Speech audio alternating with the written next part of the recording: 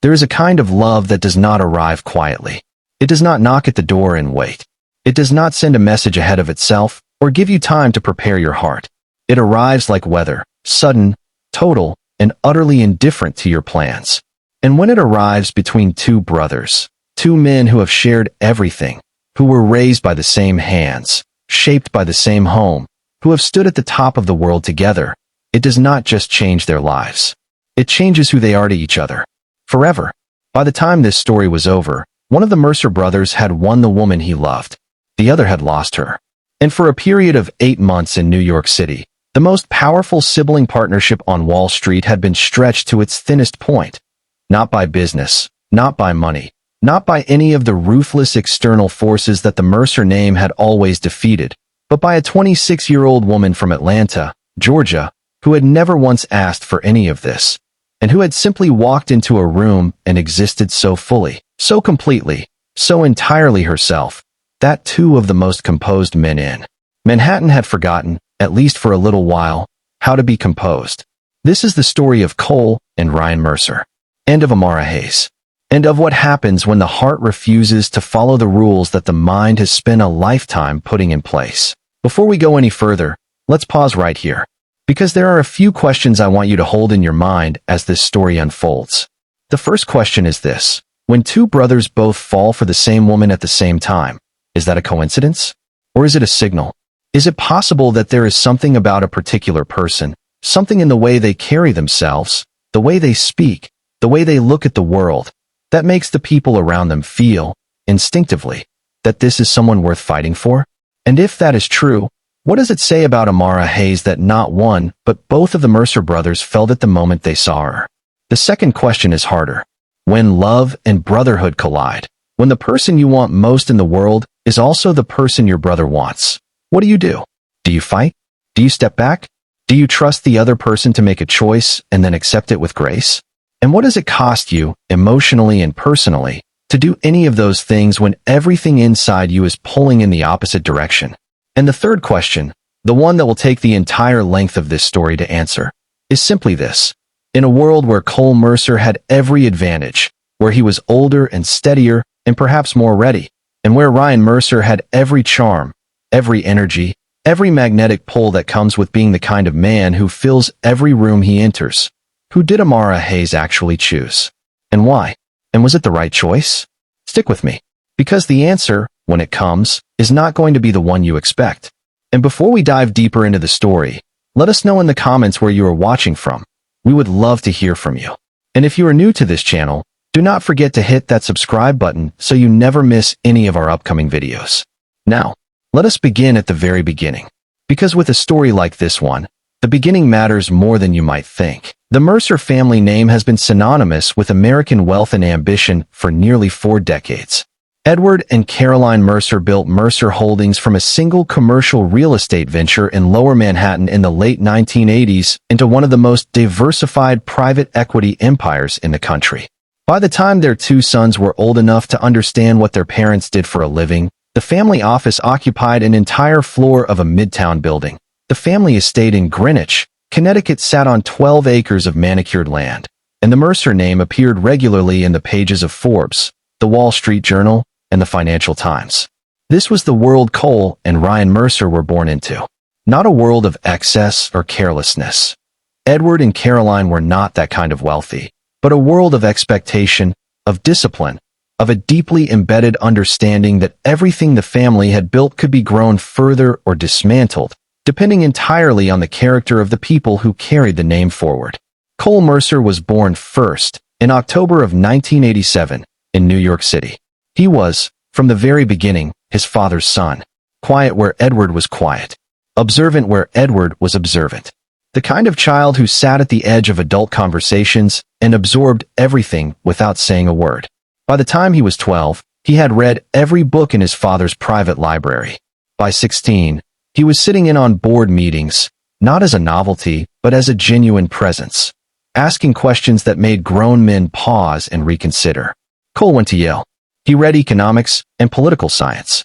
He graduated with honors, joined the family business immediately, and by 32 had taken over as CEO of Mercer Capital, the financial arm of Mercer Holdings, which he proceeded to grow by 60% in his first 3 years at the helm. He was, by every measure, extraordinary. Tall, broad-shouldered, with the kind of jaw and the kind of eyes that made people in rooms unconsciously stand up a little straighter. He was 37 when this story begins. He had never been engaged. He had never allowed himself to be. There had been women, always accomplished, always beautiful, always moving at the same altitude as the Mercer world. But something had always been missing. Cole had never once been able to name what it was. He would understand it fully only after he met Amara Hayes. Ryan Mercer was born 4 years after his brother, in March of 1991, and where Cole had arrived in the world as gravity, Ryan arrived as light. He was the child at every family gathering who made the adults laugh, who charmed the household staff, who turned every birthday party into a full production. He had his mother's warmth and his father's intelligence, and he had combined those two things into something entirely his own, a charisma so natural, so genuinely generous, that people who met Ryan for the first time almost always felt, somehow, that they had known him before. He attended Columbia, where he studied media and creative entrepreneurship. He was not Cole academically. He was not trying to be. Ryan's genius was not in numbers, but in people, in narrative, in the instinctive understanding of what an audience wants before the audience knows it wants it. He had taken the Mercer family's media acquisitions, a small portfolio of content studios and creative agencies, and turned them into Mercer Creative Ventures, a company that now represented some of the most exciting talent in American media, fashion, and digital content. He was 33 years old. He was, objectively, one of the most attractive men in New York City. Hazel eyes, the same chiseled jaw and broad build as his brother, an easy grin that disarmed people before they had a chance to put their defenses up. He had been in and out of situationships and near relationships for years. He had never found anyone who made him want to slow down. Until a rooftop terrace in Tribeca on a Friday evening in March changed everything.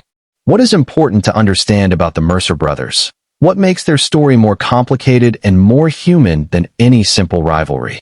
Is that they genuinely loved each other. Not in the obligatory way of brothers who share a last name and a childhood bedroom and little else. In the deep, abiding way of men who have been each other's closest witness for their entire lives. They had their conflicts, of course.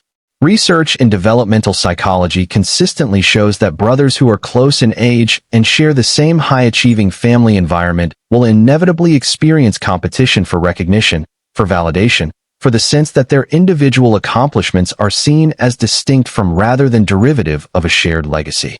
The Mercer brothers had felt all of that, but they had also, over time, developed something that many siblings in that position never achieve. A genuine respect for the ways in which they were different. Cole admired Ryan's warmth. Ryan admired Cole's steadiness. They needed each other in ways neither was entirely comfortable articulating, but that both felt every time they sat across from each other at the family office on Tuesday mornings. That mutual love and respect, that decades-deep bond, is precisely what made the events of the next 8 months so devastating and so beautiful at the same time. Because there is nothing more complicated than watching two people you love equally want the same thing. And there is nothing more revealing about character than how people behave when they are in that kind of pain. Amara Hayes was born in Atlanta, Georgia, in the spring of 1998, the only child of Robert and Gloria Hayes. Robert Hayes was a licensed architect with his own small but well-regarded firm in Midtown Atlanta. Gloria Hayes had spent 25 years as a school principal, first at an elementary school in Buckhead and later at a magnet high school in Decatur that she had helped to transform, over a decade, into one of the highest performing schools in the state. They were not a wealthy family in the way that wealth is typically displayed. They had a 4-bedroom house in a quiet neighborhood, 2 reliable cars, annual vacations to places like the Outer Banks and New Orleans, and, once, a trip to Paris that Amara still describes as the moment she understood what beauty could do to a person's nervous system. They were a family of education, of discipline, of warmth. A family that sat at the dinner table every night and talked. A family where the adults asked the child genuine questions and listened to the answers. A family that gave Amara Hayes the most powerful thing a parent can give a child, an unshakable sense of who she was. Amara grew up surrounded by design. Her father brought home blueprints and talked through them over dinner. Her mother had an extraordinary eye for color and space. Every room in the Hayes home felt intentional, considered, alive in a way that their neighbors' houses never quite did. Amara absorbed all of it without fully realizing she was absorbing it. She drew rooms before she drew people. She rearranged the furniture in her bedroom at 12, knocked on her parents' door, and asked if she could repaint it at 14, and spent the summer before her senior year of high school redesigning, on paper, the layout of every public building within a 6-block radius of their home. She applied to the Savannah College of Art and Design on a scholarship. She got it. She graduated at the top of her class. And at 23, with 2 suitcases, a portfolio that her professors had called exceptional, and a single professional contact in New York City, she moved to Manhattan. By 26, Amara Hayes had built a career that impressed everyone who encountered it and surprised no one who knew her. Her work had been featured in Architectural Digest. Her client list was growing at a pace that had required her to take on 2 junior associates. She was not wealthy in the way the Mercer world was wealthy. She did not own property in Manhattan. She shared a beautiful apartment in Brooklyn with her college roommate, drove a modest car, took the subway on most days, and was, by every measure, living a full and purposeful life entirely of her own making. She was tall, 5 feet 10 inches, with rich dark skin, natural hair she wore in everything from a sleek updo to a full wash and go, a smile that arrived slowly and meant something when it came, and a way of being present in a room that made people feel, without understanding why, that the room was better for having her in it. She was not performing. She was not curating an image. She was simply, entirely, herself. And in a world, especially the world she was about to enter, where almost everyone is performing almost all of the time, that quality was so unusual that it registered on people almost physically. It registered on Cole Mercer the moment he walked onto a rooftop terrace in Tribeca on a Friday evening in March. And it registered on Ryan Mercer about 45 seconds later. And from that moment forward, nothing in any of their lives was ever quite the same. No story of this kind is ever just about the 3 people at the center of it. There are always other people whose lives intersect with the central drama. People whose desires and fears and insecurities are woven into the fabric of what happens. In the story of the Mercer brothers and Amara Hayes, those people were 2 women. 2 extraordinary, accomplished, formidable women who had, for different reasons, built their worlds around the expectation that one of the Mercer brothers would eventually be theirs. Victoria Langdon was 30 years old, the daughter of a hedge fund patriarch named Richard Langdon, who had been a close friend of Edward Mercer's for nearly 3 decades. Victoria had grown up in the same Greenwich circles as the Mercer boys. She was beautiful in the way that certain kinds of privilege produces, expertly presented, always composed, every element of her appearance the result of thought and investment. She had a fashion and lifestyle brand that was genuinely successful, a social media presence that reached millions, and a network of relationships with the kind of people who make things happen in New York. For 11 years, Victoria Langdon had watched Cole Mercer from a proximity close enough to feel like intimacy and far enough to feel like longing. She had never told him directly how she felt. That was not her style. Her style was patience, positioning, and the absolute certainty that eventually the obvious choice would make itself clear to everyone, including Cole. She had been waiting for that moment for over a decade. And then March arrived, and Amara Hayes walked into a room, and Victoria's patient, decade-long strategy suddenly felt like it was balanced on the edge of something. Sienna Cross was 29, a creative director at a high-end fashion house in the meatpacking district. She had the kind of sharp, restless intelligence that made her exceptional at her work and occasionally exhausting in personal relationships. She had been in Ryan Mercer's orbit for nearly 2 years. Nothing ever formalized, always undefined in the way Ryan preferred. But the truth, which Sienna was only fully honest with herself about in the quiet of very late nights, was that she had been waiting for Ryan to want more. And then a woman she had never heard of walked into Ryan's professional life, and Ryan started talking about her work with an animation and a focus that Sienna had never once heard him use about anything that was not his own. 2 women. 2 very different styles. 2 sets of feelings that had been building for years, and that now, suddenly, had somewhere to direct themselves. And the target of all of it, Amara Hayes, had absolutely no idea any of it was coming.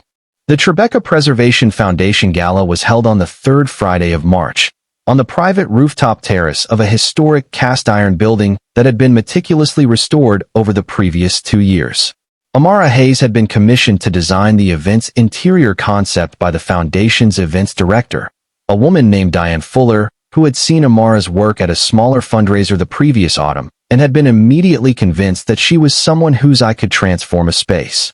Amara had spent 6 weeks on the Tribeca project.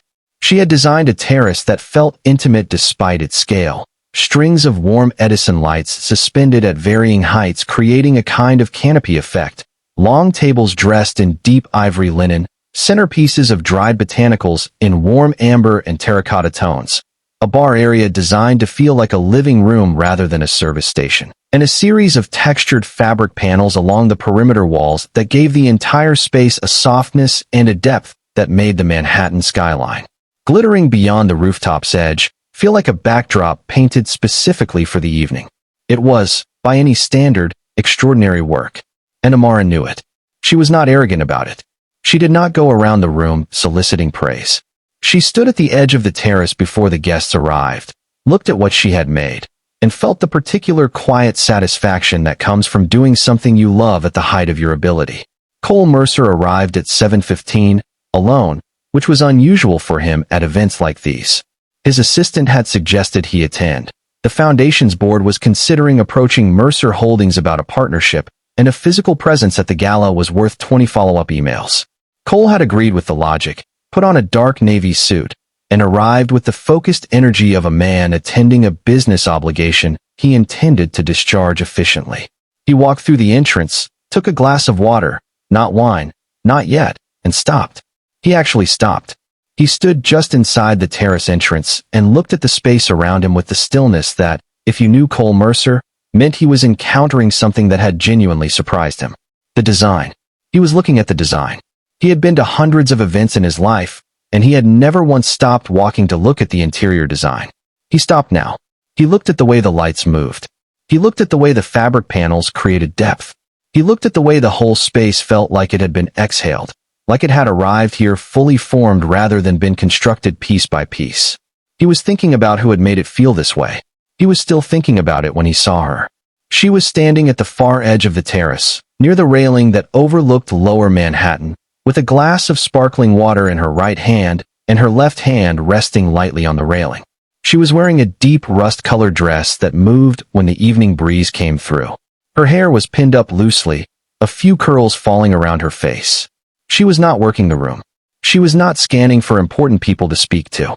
She was simply standing in the city she had chosen, looking out at it with an expression that Cole could not immediately categorize. It was not longing, not pride, not nostalgia. It was something quieter, something that looked, from across a crowded rooftop, like peace. Cole began moving toward her before he had made a conscious decision to do so. This was unusual for him. Cole Mercer was a man who made decisions before acting on them. He thought before he moved. He considered before he committed. But he was halfway across the terrace before his conscious mind had processed why he was going that direction. And then Ryan arrived.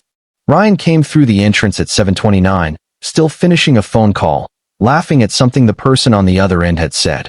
He hung up, pocketed his phone, and in the way of a man whose social instincts are as natural as breathing, immediately began reading the room.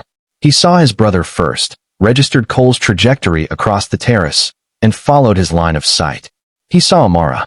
He assessed the situation in approximately 4 seconds with a clarity that was, perhaps, the most honest he had ever been with himself about his own desires, because what he felt in those 4 seconds was not casual interest.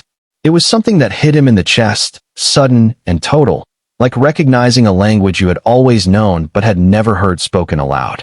He changed direction and arrived at the railing beside Amara approximately 14 seconds before his brother did. Those 14 seconds would become, in the months that followed, a kind of running joke between them, the kind of joke that is not entirely a joke, that carries weight underneath the laughter. Ryan would say, later, that he had won the opening move. Cole would say, later, that the opening move had not mattered in the end. Both of them would be right. But neither of them knew any of that yet. Standing on a rooftop in Tribeca as the Manhattan skyline turned golden behind them, and Amara Hayes turned from the railing to see who had arrived at her side. Ryan introduced himself the way he introduced himself to everyone, with warmth, with a grin, with the kind of ease that made strangers feel immediately like friends. He said his name and extended his hand. Amara shook it. She told him her name. He said something lightly funny about the fact that she had chosen the furthest possible point from the crowd to stand at, which suggested either introversion or excellent judgment, and possibly both. She laughed. Not the polite laugh that people produce for powerful men at galas, the kind of laugh that is really a small, practiced noise designed to manage a social situation. A real laugh. Eyes crinkling at the corners, head tilting slightly to the left. Ryan registered it the way a musician registers a chord that resolves unexpectedly. Cole arrived. He introduced himself, shook her hand, said very little, but he was watching.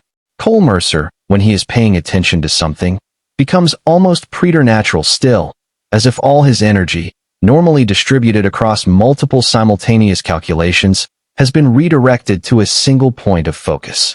Amara felt it before she fully understood it. She glanced at him twice in the first 5 minutes, once while Ryan was talking, once during a pause, and each time she found him already looking at her with that focused, undemonstrative attention that she would later describe to her best friend Maya as the strangest and most interesting thing she had encountered in a very long time. She said it was like being read, not evaluated, not assessed. Read. The three of them talked for 45 minutes. The rest of the party continued around them, conversations blooming and fading, champagne being poured, the Foundation's board members circulating with practiced grace, and none of it touched them. Ryan talked about the creative world, about media, about the New York landscape of ideas. Cole asked questions that were deceptively simple and impossibly precise. Amara engaged with both of them, easily and naturally with Ryan, more carefully with Cole, not because she was intimidated but because she sensed, with the instincts of someone who has always paid attention to people, that Cole was the kind of person whose questions deserved genuine answers rather than social ones. At some point in the conversation, Amara would later remember it was after Ryan had made a somewhat sweeping claim about the future of experiential design, and she had gently pushed back with 3 specific examples that undermined his thesis. Cole looked at her and said, "What made you interested in design over architecture?" It was the first direct question he had asked her. She looked at him. She answered it properly, talked about her father, about the difference between designing the bones of a space and designing how a space feels to live in, about the way a room can change a person's emotional state before they have consciously registered a single thing about it. When she finished, Cole was quiet for a moment. Then he said, "That is exactly the problem with most of the buildings in this city. The architects thought about the structure and no one thought about what it would feel like to be inside it." She looked at him again. She said, "Yes, exactly." And something passed between them in that exchange, something quiet and significant that Ryan, watching it happen from 2 feet away, felt with complete clarity. They found out, at some point in the next few minutes, that she had designed the rooftop they were standing on. Cole went very still in the way he had gone still when he had first walked onto it. Ryan laughed, a genuine, delighted laugh, and said, "Of course you did," as if it were the most natural thing in the world, and also the most inevitable. Amara smiled. She explained the concept briefly, the way she had wanted the light to do the heavy lifting, the way she had thought about the skyline as a collaborator rather than a backdrop. Cole listened with the focused attention he gave to everything that mattered to him. When she finished, he said simply, "It works." Which, from Cole Mercer, was the equivalent of a standing ovation. Amara understood that, though she had met him less than an hour ago. The recognition of how a particular person communicates, that immediate, instinctive fluency in another person's language, was one of the clearest signals Amara would later identify as the beginning of something she had not been looking for. She did not give either of them her number when the evening ended. She gave them each a business card, her firm's card, clean and professional, black on cream. She said good night with the same unhurried grace with which she had spent the entire evening, and she walked back through the terrace toward the exit with the calm of someone who has had a good evening and is now going home to rest. Cole and Ryan stood side by side at the railing and watched her leave. Neither of them spoke for a full minute. The city glittered below them. The party continued around them.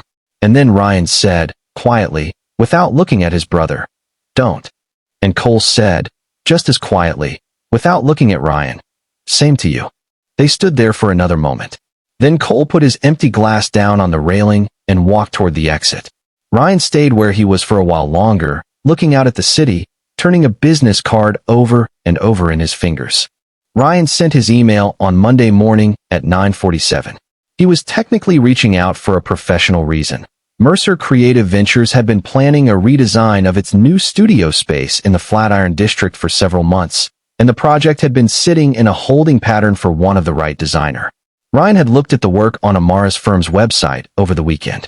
He had looked at it for a long time. He drafted the email 4 times. The final version was professional enough to be credible and warm enough to be Ryan. He sent it. Cole sent his email at 1:14 in the afternoon. He had spent the weekend making a phone call to someone on the foundation's board, through whom he had obtained Amara's firm's full professional profile. His email was formal, precise, and slightly stiff in the way of a man who is accustomed to having people reach out to him rather than the other way around, and who is not entirely sure of the protocol for reaching out to someone when the professional and personal motivations are intertwined in ways he is not yet ready to examine. He cited the Mercer Holdings headquarters redesign project. He requested a meeting at her earliest convenience. He signed it with his full name and title. He reread it 3 times before sending. Amara's phone showed both emails when she arrived at her studio on Monday morning. She opened Ryan's first. She read it carefully. She put her coffee mug down and opened Cole's email. She read it twice. She sat back in her chair. She looked at her screen for a moment, then picked up her phone and called Maya, her best friend in Atlanta, whom she had known since the 3rd grade and who was, by Amara's own account, the person she most trusted in the world. Maya answered on the second ring. Amara said, "I need to tell you something strange." Maya said, "Good strange or complicated strange?" Amara was quiet for a moment. Then she said, "Both." She told Maya about Friday evening, about the rooftop, about the 45 minutes at the railing, about the 2 brothers, about the business cards, about the emails now sitting in her inbox. Maya was silent for a few seconds after Amara finished. Then she said, "So you're telling me 2 incredibly wealthy, incredibly handsome brothers both contacted you professionally on the same Monday morning?" Amara said, "Yes." Maya said, "And you think that's a coincidence?" Amara laughed. She said, "I think they are both professional enough to make it look like one." She took both meetings.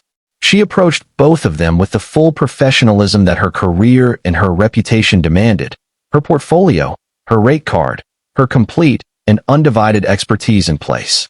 She was not naive about what was underneath the professional framing. She was building a career. These were significant professional opportunities. She would take them seriously as exactly that. The universe, as it has a tendency to do when we are being particularly rational, had other ideas. The first Tuesday morning after the Tribeca gala, Cole and Ryan sat across from each other at the family office mahogany table, the same table their grandfather had used, the same table at which the Mercer brothers had been meeting for 6 years, every Tuesday, without exception, and they figured it out within approximately 90 seconds of the meeting beginning. It started because Ryan mentioned, in passing, that he had finalized a designer for the Flatiron project. Cole looked up. Ryan described the designer. Cole put his phone down. There was a silence that lasted about 8 seconds. In that silence, approximately 4 decades of shared history, mutual understanding, and the particular communication style of 2 brothers who know each other at the cellular level passed between them without a word being spoken. Ryan spoke first. He said he had a legitimate project that needed a designer and that Amara Hayes was, by any objective professional assessment, the right person for the job. Cole said he did not disagree with the professional assessment. Ryan said he presumed Cole also had a professional project. Cole confirmed he did. Ryan said that was fine. Cole said it was fine. They both said a great deal more. In the unspoken language of brothers, that was considerably less fine. There was a period of approximately 12 minutes during which both of them maintained the surface appearance of 2 adults conducting a rational business discussion, while beneath that surface a negotiation of an entirely different kind was taking place. In the end, they arrived at an agreement. They would each proceed with their respective projects. They would not interfere with each other's professional engagements. They would treat Amara as the accomplished professional she was and allow her to make her own choices, and they would not compete openly or behave in ways that put her in an uncomfortable position. It was an entirely reasonable agreement. It was also, as both of them privately and separately knew the moment the meeting ended, an agreement they were each already working out how to operate within in ways that would give them the maximum possible advantage. The race that neither of them was admitting they were running had officially, quietly, without fanfare or declaration, begun. Over the next 6 weeks, Cole and Ryan Mercer each pursued Amara Hayes in ways that were entirely consistent with who they were as people, which is perhaps the most honest thing that can be said about any pursuit, that it reveals character more reliably than almost anything else we do. Ryan's approach was immediate, warm, and immersive. He pulled Amara into the Flatiron Project with the full force of his creative energy, scheduling working sessions at the studio space, bringing his senior team into the discussions so that Amara was operating in a professional environment that felt genuinely collaborative and not performative. He made her laugh. He made working with him feel easy and expansive. He took her for coffee after their third working session because they were still in the middle of a conversation about a design philosophy debate they had started in the studio, and neither of them wanted to stop. He texted her articles about projects they had discussed. He remembered things, details she had mentioned in passing about her work preferences, about her creative process, about what she found frustrating about the industry, and brought them back in ways that signaled genuine attention rather than strategy.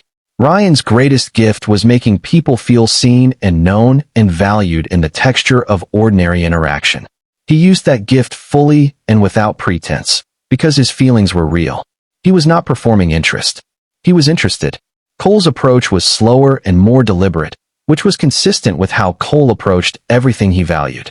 He met with Amara twice in the first 3 weeks for formal project presentations related to the Mercer Holdings redesign, proper professional meetings at his office, with his head of facilities and a project manager present, during which he was entirely professional and paid attention to everything she said about the project with the focused intensity he gave to every important brief. But he also began doing things that were not strictly professional.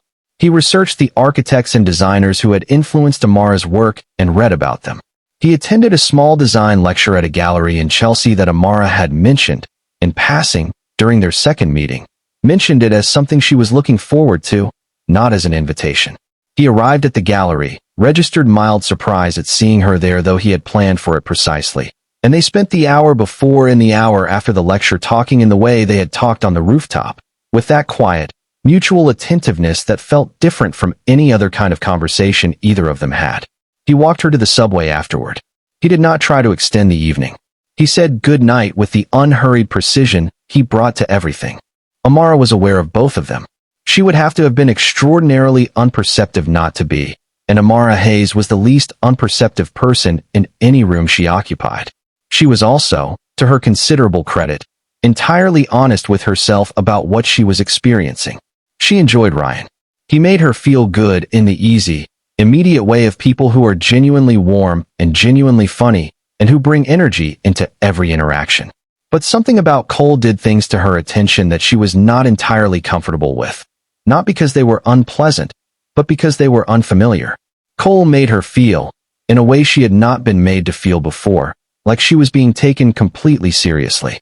Not her work. Her. The way she thought. The way she arrived at conclusions. The quality of her mind. She had been respected professionally by many people. She had been admired. She had been desired.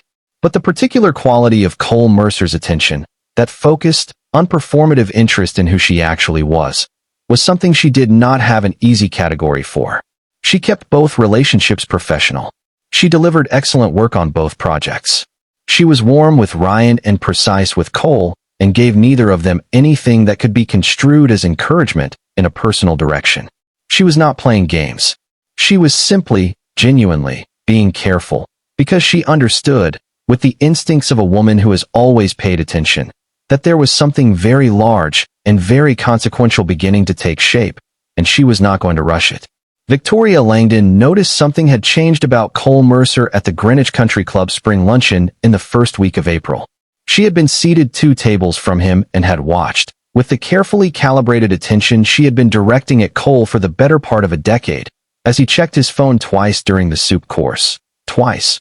which was extraordinary for a man who kept his phone in his jacket during social events as a matter of principle. And each time she saw his expression do something she had never seen it do before. It softened. Not dramatically. Not in a way that anyone else at the table would have noticed. But Victoria Langdon noticed. She had been studying Cole Mercer's face for 11 years. She knew every variation of his composed, self-contained expressions with a thoroughness that could, in another context, be described as expertise. What she saw at the country club luncheon was something she did not have a name for, because she had never seen it before, and not having a name for it frightened her in a way that 11 years of patient, strategic waiting had never done. She made a phone call to someone on the foundation's board that evening. She asked, conversationally, about the designer they had used for the March Gala. The response was enthusiastic. Very talented young woman from Atlanta. Amara Hayes. Extraordinary eye. Cole Mercer had apparently been quite impressed. Victoria thanked her contact and ended the call and sat in her penthouse kitchen for a long time with a glass of wine she was not drinking. Then she opened her laptop. Sienna Cross had her moment of recognition at a creative industry dinner in the meatpacking district in mid-April, where she found herself at a table near Ryan Mercer and listened, from 3 seats away, as he described the Flatiron Studio redesign to the group with a level of passion and detail that made her set down her fork. Ryan talked about creative projects the way most people talk about hobbies. Enthusiastically, but with a general quality, a broad stroke of feeling rather than a precise engagement with particulars. What she was hearing now was different. He was being specific. He was talking about design philosophy, about spatial psychology, about the way a particular approach to natural light had completely changed his thinking about the studio's function. He used the designer's name twice. Amara Hayes. Sienna heard it the first time. She registered the second time with a precision that she would not have been proud of had anyone been able to see inside her. She smiled across the table at Ryan when he glanced her way. She asked him about the project with the warm curiosity of a creative professional interested in interesting work. He brightened. He told her more.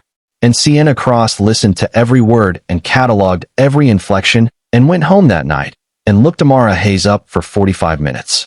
What she found did not comfort her. What she found was a woman whose work was exceptional, whose professional reputation was pristine, and whose photographs revealed someone who was, without any reasonable dispute, strikingly beautiful and possessed of the kind of unaffected, genuine quality that Sienna Cross, who worked in an industry built entirely on projection and curation, recognized immediately and envied with a specificity she was ashamed of. Victoria Langdon was not a woman who did anything impulsively. The campaign she mounted against Amara Hayes' professional reputation was, by the standards of what it was, almost elegantly restrained. She did not make accusations. She did not spread rumors.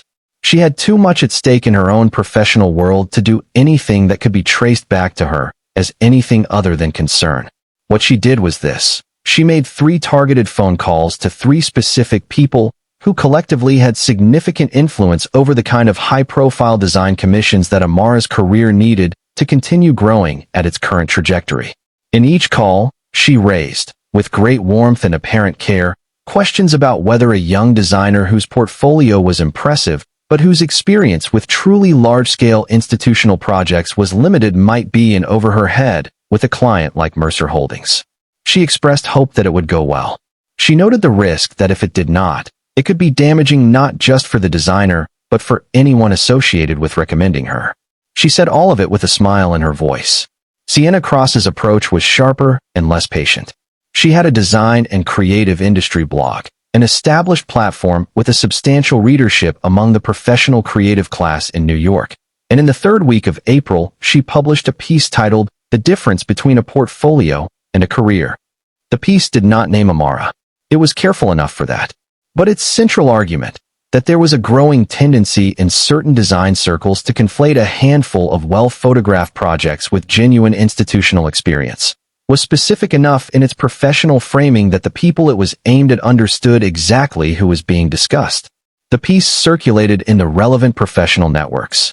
A few people forwarded it to colleagues. One of those colleagues was a project manager at a foundation whose board had been considering Amara for a significant upcoming commission. Amara found out about both of these things. Not immediately. It took time for the information to filter through to her, through professional contacts who cared enough about her to warn her. She found out about Sienna's blog post first, forwarded to her by her junior associate with a note that said simply, "I don't think this is a coincidence." She read the piece over breakfast in her Brooklyn apartment on a Wednesday morning. She read it carefully, all the way through, and then she put her phone down and drank her coffee in the silence of her kitchen and sat with what she was feeling for about 10 minutes. What she was feeling was not quite anger, though there was something in that vicinity, and it was not fear. It was a particular kind of weariness that comes from understanding that the world contains people who, rather than building their own things up, prefer to make it harder for others to build theirs. She did not respond to the post publicly. She did not address it on her own platform. She did not call anyone to discuss it or seek sympathy or ask for help. She opened her work files, pulled up the Mercer Holdings design proposal she had been developing, and worked on it for 4 hours. When she was finished, what she had was a proposal so thorough, so visionary, so precisely calibrated to the specific needs and history of the Mercer brand that she looked at it when the 4 hours were done and felt the satisfaction of knowing it was the best professional work she had produced in her career. It was not a response to Sienna's blog post. It was not a statement. It was simply the thing that Amara Hayes did when the world tried to make her feel small. She made something larger. Cole found out about Victoria's phone calls through a contact on the foundation's board who mentioned it to him, briefly and almost apologetically, during a conversation about something else entirely. Cole thanked him. He ended the call. He sat in his corner office for a few minutes looking at the Manhattan skyline and feeling something settle into place in his chest that was colder and more certain than anger. He called Victoria.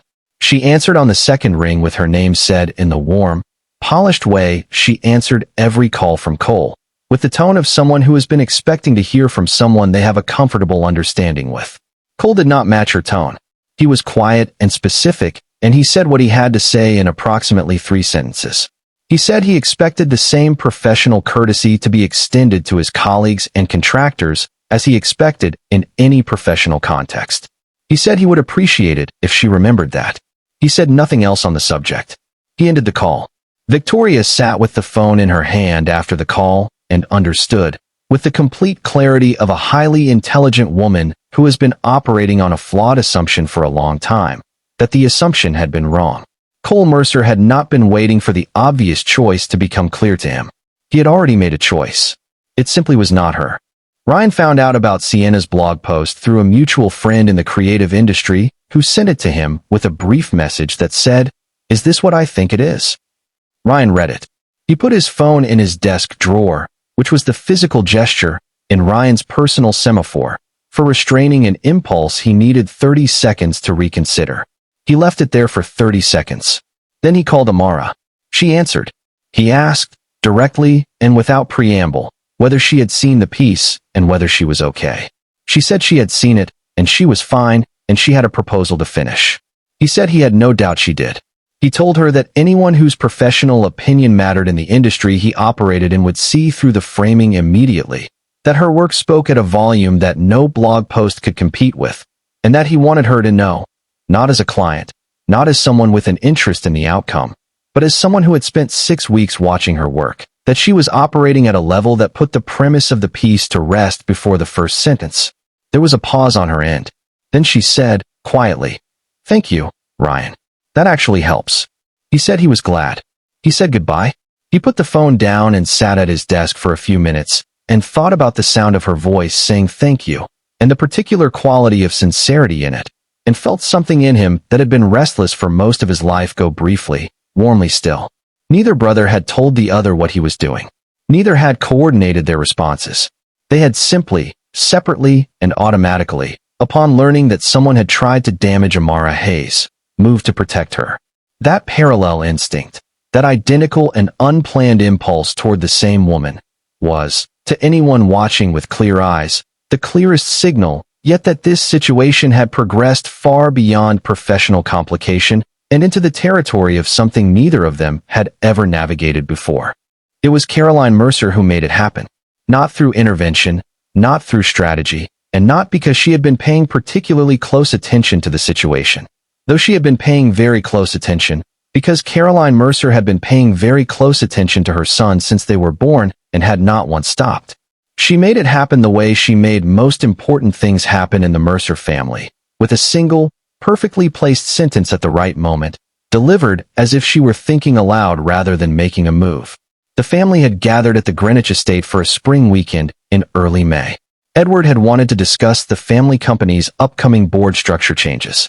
Caroline had wanted her sons in the same house, in person, for a weekend, in the way she had been wanting that since they each moved out and started living lives that occasionally made it easy to forget they were brothers first and everything else second. On the Saturday evening, during a dinner that was warm and well-fed and full of the particular easy conversation of a family that genuinely enjoys each other, Caroline mentioned that she had met someone interesting at a foundation event the previous week.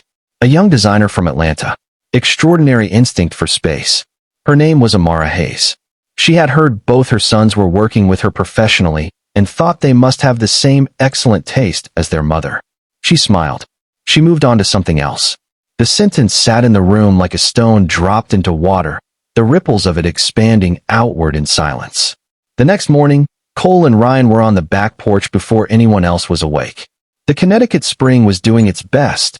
Pale sunshine, cool air, the smell of fresh grass from the lawn their grandfather had planted. They sat with coffee and did not speak for a while. It was Ryan who went first. He said, "I have real feelings for her, Cole. Not a passing thing. Not the kind I'm good at having and letting go. Real ones. I needed you to know that."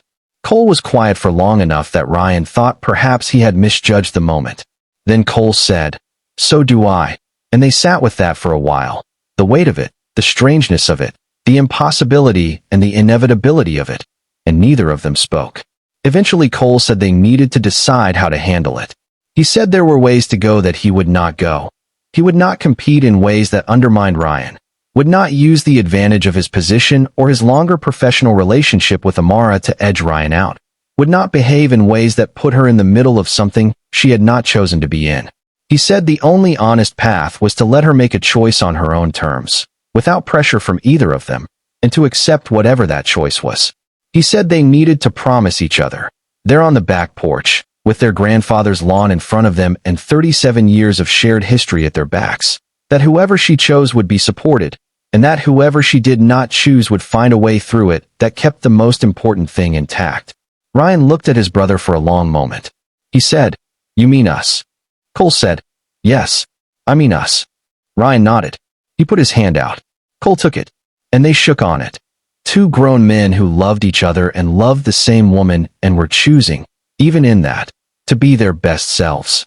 It was one of the most dignified moments in either of their lives. It was also, if you were looking closely, one of the most painful. Amara had known for some time, not with the certainty of someone who has been told, but with the instincts of someone who has always been a careful reader of people, of what they say and, more importantly, of what they do not say, of the texture of an interaction rather than its explicit content.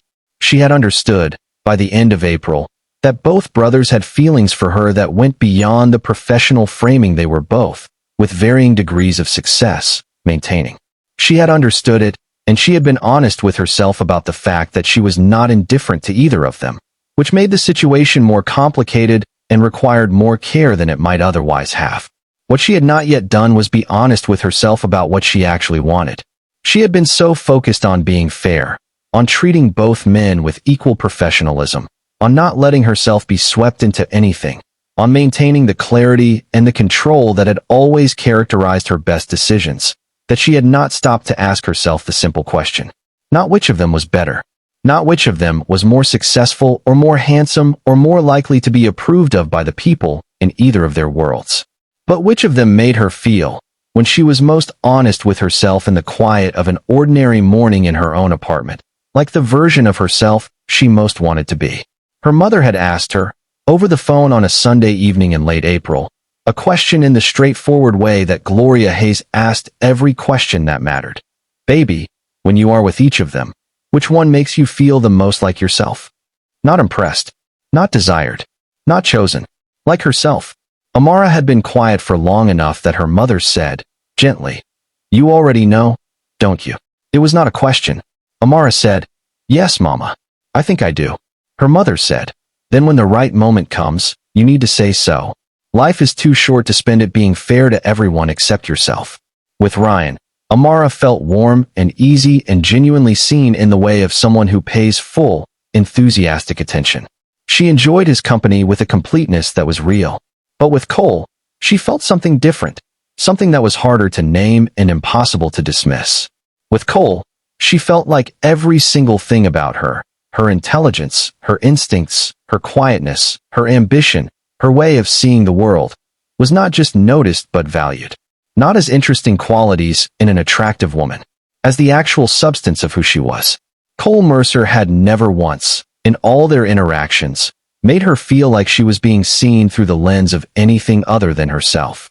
And that rare, particular quality of being truly and completely met by another person, was something Amara Hayes had not experienced before. She was 26 years old, and she had lived a full and purposeful life, and she had never once felt that. Until Cole. The Mercer Holdings proposal was complete. The Flatiron Project was weeks from its final reveal. The professional framework that had contained everything was coming to its natural end. And Amara Hayes, standing in her Brooklyn apartment on a Tuesday morning in May, looking out at the city she had chosen for herself, understood that the right moment her mother had mentioned was approaching, and she was going to be ready for it. The Mercer Holdings headquarters design reveal took place on a Friday afternoon in the second week of June. It was a private event. The family, the board, the senior leadership team. Amara had spent 3 months on the project. She had taken the cold, formal grandeur of a midtown tower that had always felt more like a monument than a workplace and turned it into something that breathed warm light where there had been fluorescence. Material textures, wood, leather, woven fabric, where there had been glass and steel and the aggressive blankness of a building trying to intimidate rather than welcome. Spaces designed for the way people actually worked, for conversation and concentration and collaboration and the private moments of reflection that everyone needs and most offices refuse to acknowledge. She had taken the Mercer family's history, their 4 decades of building things, and embedded it into the architecture of the space in ways that felt earned rather than decorative. She had made it feel, for the first time in its 40-year history, like a place where human beings lived and breathed and did something that mattered. When the doors opened and the Mercer family walked in, there was the particular kind of silence that comes not from the absence of feeling, but from the presence of too much of it to immediately express.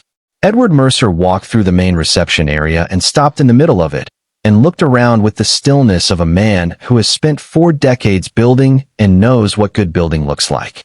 Caroline walked the length of the corridor that ran along the eastern windows, touching the wall panels Amara had chosen, looking at the light, and then turned and found Amara across the room, and walked toward her without a word, and took both of her hands and held them and said, "You understood what we were trying to say here.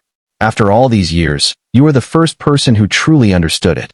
Amara said, "I listen. That is the whole job, really. I just try to listen to what a space is trying to become." Ryan found her first, as he usually did, because Ryan Mercer's instinct for where the most interesting person in any room was standing had never failed him. He came to her side and said, with the warmth and the sincerity that were his defining qualities, "This is extraordinary, Amara. This is the best work I have ever seen anyone do for this family. I want you to know that I am proud to have worked with you, and I am proud of you. And whatever happens next professionally, you have a client in me for as long as you are working." She looked at him. She said thank you, genuinely. He held her gaze for a moment and then did something that took a particular kind of character. He told her, quietly, with no performance, that he hoped she was happy, that he hoped whoever was lucky enough to be part of her life, personally, knew what they had. He said it without bitterness and without self-pity and with the fullness of someone who had felt something real and was choosing to be generous with it rather than diminish it. He squeezed her hand once, briefly, and then stepped away into the room. Cole had been watching from across the room. He had been watching Amara move through the space all afternoon with the focused attention he gave to everything that genuinely mattered to him. He had watched her with his parents. He had watched her with the board members and the leadership team. He had watched her with Ryan. And when Ryan stepped away and Amara turned from the direction he had gone in, she found Cole already crossing the room toward her with the unhurried precision that characterized everything he did. He came to stand beside her. He looked at the room around them, the room she had made. He was quiet for a moment, as he often was. Not because he had nothing to say, but because he was someone who said things when they were ready to be said rather than to fill silence. Then he said, "I would like to take you to dinner. Not as a follow-up to the project. Not professionally. For myself. If you would let me." He looked at her directly when he said it, in the way Cole Mercer looked at everything that mattered, without evasion, without strategy, without anything between his intention and its expression. Amara looked at him. That stillness that he had noticed the very first evening. The stillness that she carried inside her like a kind of personal weather, independent of everything around her, was present. And in it, something had shifted. Something that had been held carefully and privately for a long time had been released. She said, with the simplicity that was her hallmark in all things, "I have been waiting for you to ask." Cole Mercer smiled. A real smile, quiet, private, belonging entirely to the moment. Not the composed, professional expression he wore in conference rooms and at galas. Something deeper. Something that had been waiting a long time to have somewhere to go. Amara saw it arrive and understood, with the full clarity of the moment, that she was right. This was the right choice. Not because it was the obvious one, not because Cole was the older brother or the more accomplished one or the one who could offer more, but because standing next to him, in the room she had made, on the evening this particular chapter of her life was ending and another was beginning, she felt exactly the thing her mother had asked about. She felt like herself, completely, without modification, without performance, without any element of herself in reserve. That, in the end, is what this entire story was about. Not the wealth or the beauty or the power or the pursuit. Not the rivalry between two extraordinary brothers or the campaigns of two women who had confused wanting something with deserving it. Not the rooftop in Tribeca or the emails on a Monday morning or the blog posts or the phone calls or the spring weekend in Connecticut. All of those things were the container. This single, quiet moment of a woman standing in a room she had made with her own hands and choosing, freely and fully, the person who had always made her feel most like herself. This was the content. This was what all of it had been leading to. In the months that followed, the Mercer family adjusted in the way that strong families adjust to change, with some difficulty and some grace, and ultimately with love overriding both. Ryan threw himself back into his work with the energy that was always his most reliable companion, and he found, as he had hoped he would, that the friendship he and Amara had built during the months of their professional collaboration was genuine enough to survive what had not happened between them. He was at Cole and Amara's first dinner as an announced couple, a family dinner at the Greenwich estate in July, and he was warm and real and fully present. Edward Mercer called it the most interesting family dinner he had attended in years. Caroline Mercer said that every family should be lucky enough to contain people who knew how to lose with that kind of dignity. Victoria Langdon moved on, in the way of a woman who is too capable of rebuilding to stay long in ruins. She launched a new brand extension that performed very well and was photographed at a charity gala in September looking, by all accounts, entirely unbothered. Sienna Cross's blog post about portfolio versus career was quietly removed from her platform in late June, without explanation or acknowledgement, in the particular manner of someone who would prefer that a specific document not be available for future reference. And Amara Hayes continued building. The Mercer Holdings redesign won a regional design award in September. She hired a third associate. She started preliminary conversations with an architecture firm in Atlanta about a collaborative residential project that would bring her home for a month the following spring. Home to Robert and Gloria Hayes' house, to her mother's kitchen and her father's blueprints, and the neighborhood, where she had grown up understanding that beauty and integrity were the same thing, just expressed in different materials. She called Maya from Cole's apartment on a Tuesday evening in August, a quiet, ordinary Tuesday. Nothing exceptional about it except that it was the kind of evening that contains everything important about a life. And she said, "I think I made the right choice." Maya said, "I know you did, baby. I knew you did from the first time you said his name like that." Amara said, "Like what?" Maya said, "Like it meant something to you, and you weren't ready to admit it yet." There was a pause. Then Amara laughed, that real laugh, the one that crinkled her eyes at the corners. She said, "I love you, Maya." Maya said, "I love you too. Now go be happy." And that is, finally, what she did. There is a question that people ask about stories like this one. Stories about love that takes a complicated and difficult path before arriving somewhere good. They ask whether it was worth it. Whether the months of tension, the rivalry between brothers, the professional complications, the targeted campaigns from women who felt threatened, the careful navigating of feelings that both men had agreed not to act on too quickly, whether all of that was worth it for an outcome that, in the end, came down to a simple dinner invitation on a Friday evening in June. The answer, I think, depends on what you believe the point of the journey is. If you believe the point is to arrive at the destination as quickly as possible, then perhaps all of it was unnecessary. Cole could have asked Amara to dinner the second week he met her. Ryan could have declared himself sooner. The brothers could have had the porch conversation in April rather than May. Everything could have been faster and cleaner and more efficient. But then again, most things that are worth having could theoretically be arrived at faster and cleaner and more efficiently. That is never actually the point. The point, the thing this story keeps returning to, in every chapter of it, is character. How people behave when they want something they cannot simply take. How brothers treat each other when they are in genuine competition for something that cannot be divided. How a woman with options conducts herself when the world around her is pulling in multiple directions. How two men who lose something they want to deeply choose to carry that loss. The characters in this story, even the ones whose behavior was least admirable, were, in the most important moments, recognizably human. They felt things. They wanted things. They were afraid and proud and complicated and trying.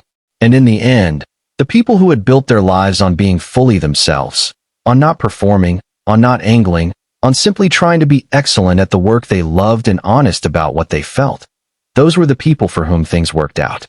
Amara Hayes had never once stopped being herself. And in the end, that was the thing that made everything else possible.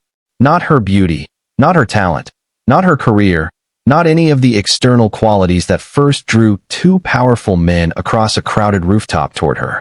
The thing that made everything else possible was the quality of her character. Her mother had given her that. Her father had shown her what it looked like in practice. 26 years of being fully, uncompromisingly, lovingly herself had made it reflex.